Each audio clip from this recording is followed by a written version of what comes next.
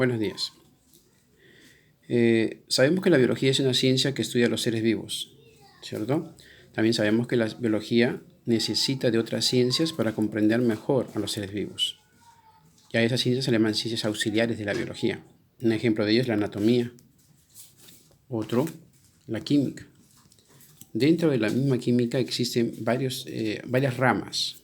Dependiendo de cuál es el campo de estudio de la química, tendremos una química analítica, una química inorgánica, una química orgánica, una química del petróleo. Y si esta química estudia los compuestos químicos que conforman un ser vivo, hablaremos de la bioquímica, otra rama de la química. La bioquímica es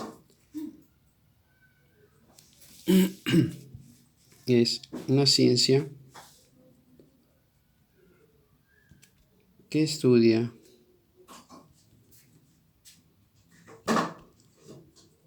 la composición química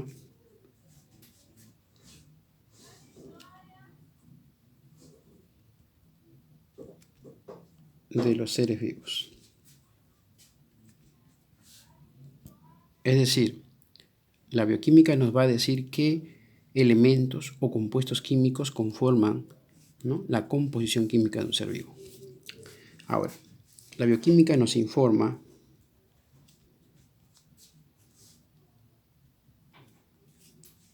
que la materia viviente, es decir, la materia que va a conformar a los seres vivos, presenta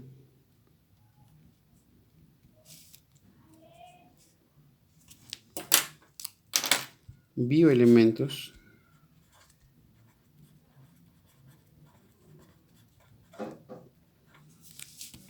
o biomoléculas.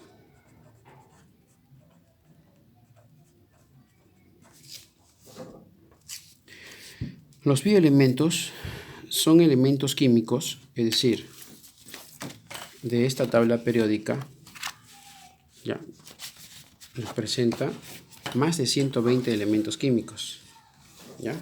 Más de 120 elementos químicos.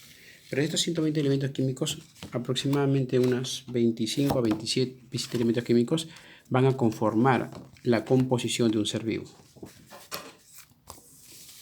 Ahora, estos bioelementos van a clasificarse en 3 grupos, ¿ya? Eso es de acuerdo al porcentaje de abundancia que se encuentra en los seres vivos, en la composición de los seres vivos.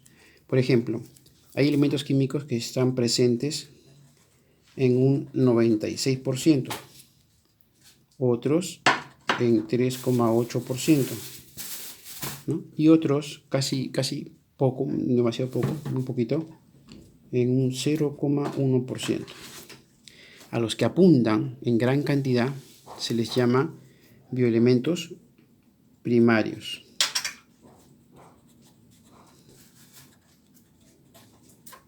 Como por ejemplo el carbono, el hidrógeno, el oxígeno, el nitrógeno, el fósforo y el azufre. Los que están en un 3,8% se llaman bioelementos secundarios.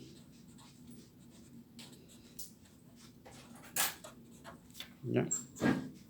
Ahí tenemos al sodio, al potasio, al cloro, al calcio y al magnesio. Pero hay unos elementos químicos que se encuentran en ínfimas cantidades, en casi imperceptibles cantidades. A eso se les llama oligoelementos.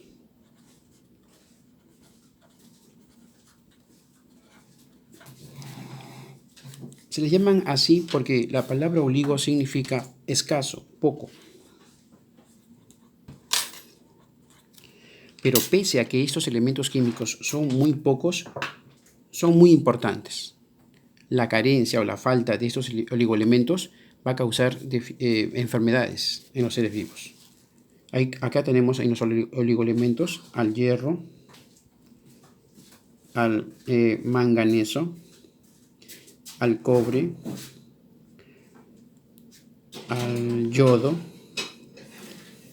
¿no? El yodo que es diatómico, al flúor, al cobalto, al silicio, ¿no? El hierro, al manganeso, al cobre, al yodo, al flúor, al cobalto, al silicio. Bien. Ahora, en las biomoléculas, dentro de las biomoléculas, vamos a ver que estas van a presentar dos tipos de biomoléculas. Los seres vivos van a presentar dos tipos de biomoléculas. Unas biomoléculas llamadas orgánicas. Biomoléculas orgánicas.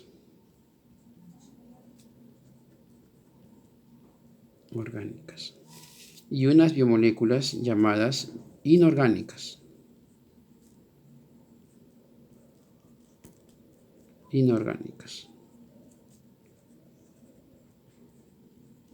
Las biomoléculas orgánicas son llamadas así porque estos elementos químicos, o compuestos químicos, estos son los elementos químicos, ¿no? Porque los bioelementos son elementos químicos presentes en un ser vivo. Las biomoléculas son compuestos químicos presentes en un ser vivo. Estas pueden ser orgánicas e inorgánicas. Las biomoléculas orgánicas se llaman así porque poseen en su constitución al carbono y a enlaces carbono-carbono. Poseen enlaces covalentes. Es decir, enlaces carbono-carbono. ¿Cuáles son estas biomoléculas orgánicas? Son los glúcidos, más conocidos como carbohidratos, como hidratos de carbono o también como azúcares. Tenemos también a los lípidos, más conocidos como grasas. Tenemos a las proteínas, tenemos a las vitaminas, tenemos a los ácidos nucleicos. ¿No? Que ya conocemos los ácidos nucleicos, hemos mencionado en clases anteriores, que son el ADN y el ARN. Mientras que las biomoléculas inorgánicas no poseen enlaces covalentes, ¿no? Estas son el agua, que es una biomolécula inorgánica muy importante, las sales, los minerales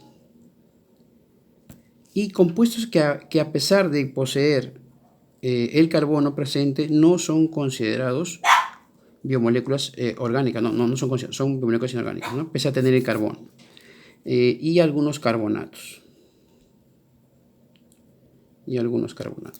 ¿Ya?